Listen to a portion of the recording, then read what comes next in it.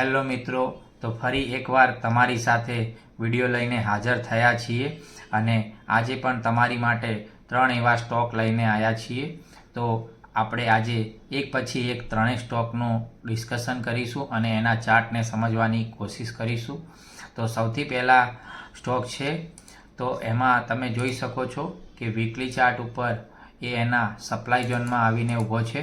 તો તમે જોઈ શકો છો કે એના સપ્લાય ઝોન એટલે કે રેઝિસ્ટન્સ ઝોનમાંથી એને એકવાર રેઝિસ્ટન્સ ફેસ કર્યું હતું અને ત્યાંથી તે ડાઉનફોલમાં ગયો હતો. બટ ત્યાંથી એ એના ડિમાન્ડ ઝોનમાંથી ફરી એકવાર ઉપર આવ્યો છે અને એ રેઝિસ્ટન્સ ઝોન ઉપર આવીને ઊભો છે.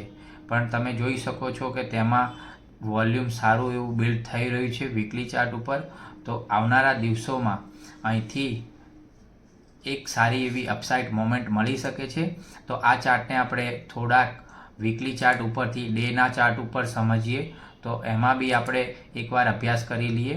તો એમાં બી તમે જોઈ શકો છો કે એ ચાર્ટમાં રેઝિસ્ટન્સ લેવલ ઉપરથી ડાઉનફોલ ચાલુ થયો હતો અને ત્યાંથી તે ડિમાન્ડ ઝોનમાંથી ફરી ડેના ચાર્ટ ઉપર બી રેઝિસ્ટન્સ લેવલ ઉપર આવીને ઊભો છે અને ડેમાં અને વીકમાં બંનેમાં વોલ્યુમ સારું ક્રિએટ થઈ રહ્યું છે.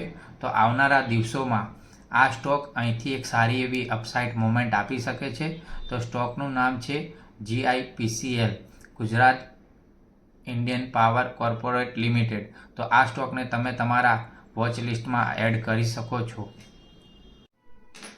બીજો સ્ટોક જોઈએ તો એમાં પણ સેમ એ રીતની ચાર્ટ પેટર્ન વીકલી ચાર્ટ ઉપર બની રહી છે. તો એમાં પણ તમે જોઈ શકો છો વીકલી ચાર્ટ ઉપર એ એના સપ્લાય ઝોનમાં આવીને ઊભો છે, મતલબ એને રિજેક્શન ફેસ કર્યું હતું અને એકવાર એ એના ડિમાન્ડ ઝોનમાંથી ફરી સપ્લાય ઝોનમાં ગયો હતો અને ત્યાં તે તેનું બ્રેકઆઉટ આપી શક્યો નહોતો અને તે ફરીથી ત્યાંથી નીચે આવી ગયો હતો અને ફરીથી એ એના સપ્લાય ઝોનમાં આવ્યો છે, મતલબ રજિસ્ટ્રેશન લેવલ ઉપર આવીને ઊભો છે.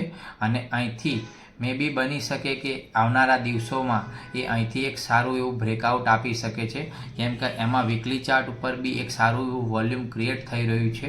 અને આ ચાર્ટને આપણે ડેના ચાર્ટ ઉપર બી જોઈએ તો ડેના ચાર્ટ ઉપર બી તમને સેમ એનું એ જ વસ્તુ જોવા મળે છે કે ડેમાં બી એને રેઝિસ્ટન્સ ઉપરથી એને ડાઉનફોલ ફેસ કર્યું હતું અને એના પછી ડિમાન્ડ ઝોનમાંથી એ ફરી એકવાર ઉપર ગયો હતો, પણ ત્યાંથી ફરી એકવાર ડાઉનફોલ આવ્યો અને ફરી હાલ 348ના ભાવે એ એના સપ્લાય ઝોનમાં આવીને ઊભો છે અને ડેમાં બી એમાં સારું એવું વોલ્યુમ ક્રિએટ થઈ રહ્યું છે.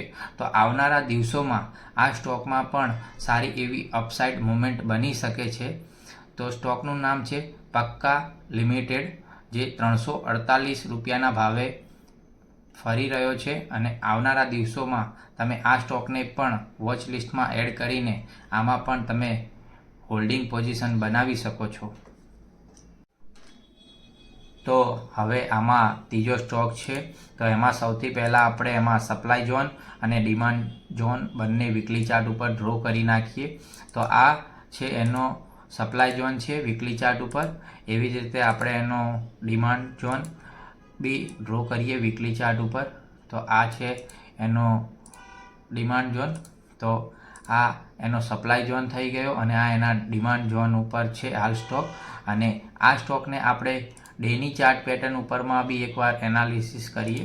તો ડેની ચાર્ટ ઉપર તમે જોઈ શકો છો કે ચાર્ટમાં એને 1 ડે ચાર્ટ ઉપર એને ટ્રેડ લાઇનનું બ્રેકઆઉટ પણ આપ્યું છે. તો આપણે એને ટ્રેડ લાઇન બી ડ્રો કરીને એકવાર જોઈ શકીએ છીએ. તો હવે એ એના ડિમાન્ડ ઝોનનું બ્રેકઆઉટ કરીને એકવાર અપસાઇડ મોમેન્ટ આપી શકે છે અને આવનારા દિવસોમાં અહીંયાથી સારું એવું રિટર્ન બનાવી આપવામાં મદદરૂપ થશે. તો આ સ્ટોકનું નામ છે NIACL. તો આ સ્ટોકને પણ તમે તમારા વોચ લિસ્ટમાં એડ કરી શકો છો. તો આવનારા દિવસોમાં આવા જ વિડીયો જોવા માટે અમારી ચેનલને આજે જ સબસ્ક્રાઈબ કરો, જેથી અમારા આવનારા તમામ વિડીયોની નોટિફિકેશન તમને મળી રહે અને તમે તમારું ઇન્વેસ્ટમેન્ટ સાચી દિશામાં કરી શકો. Thank you for your watching time.